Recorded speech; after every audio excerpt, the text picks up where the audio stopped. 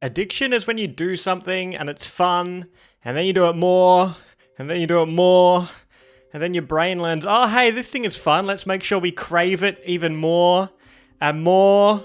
So we keep doing it, and this cycle just continues for a while, and it unfortunately leads to us just wanting to do this thing, whatever it is, when we shouldn't be doing this thing. For example, wanting to just scroll social media, go on the hub, play video games, taking something, maybe injecting something. I don't know. When we know we have more important things to do, we're doing these bad things instead.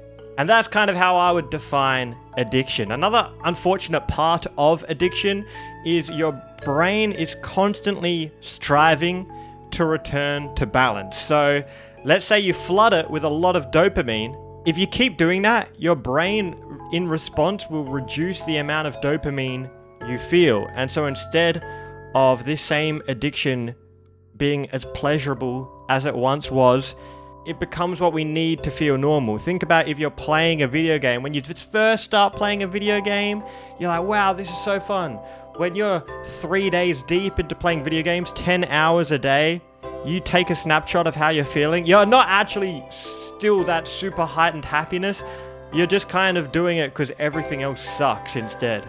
And so this brings us to what I wanted to talk about, which is one of the great tools I have learnt to deal with any kind of addictions, honestly. And it is just to be less impulsive overall. Like, our bad habits usually come out of just impulses. Those moments where you're kind of on autopilot and your brain just says to you, yo, let's do this thing, it'll be fun. And you're like, yeah, okay, brain, that sounds fun. And you start doing the thing, right? It's just a straight impulse.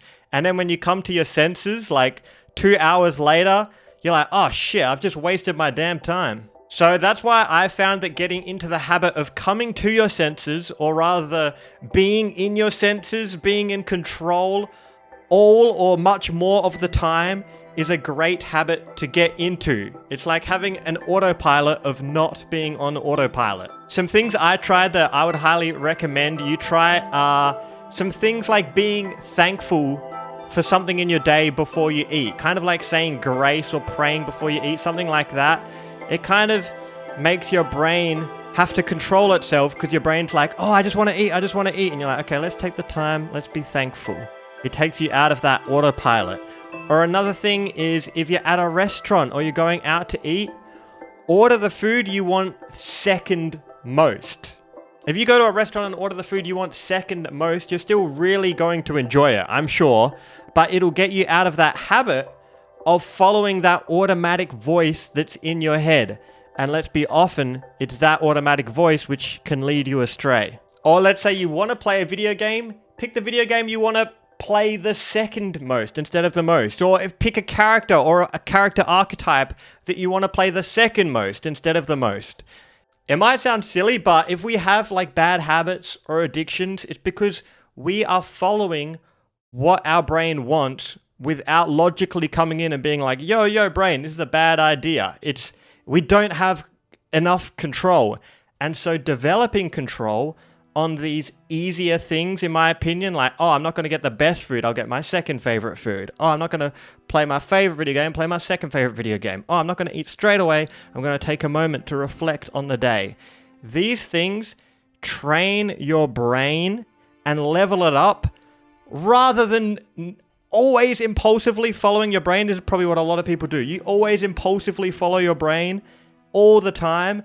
And then you get to the level 100 boss that's like, oh, let's play video games instead of studying for our exam or something like that.